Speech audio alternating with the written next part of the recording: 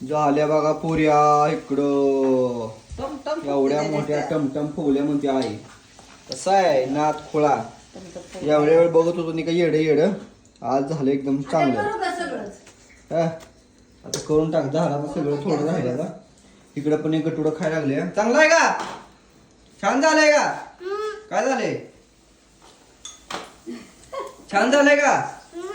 कसं मन की छान झालंय? शिवाने चांगलं झालंय का ग? बघू इकडे तोंड करून बोल की चांगलं झालंय का? खाल्लंय का तो? कुठं आहे? खाऊन टाकलं का? चांगलं झालंय का? चांगलं आहे म्हणती. आता ही पण चांगलं झाले म्हणती. एक नंबर फुगतंय बघा. कडकडाम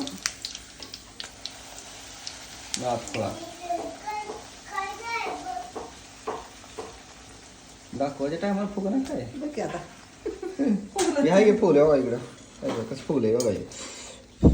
हा नाथखोळा इकडं फुगलंय तर घरी नक्की ट्राय करा. हे असं केलं तर बघा योगितानं.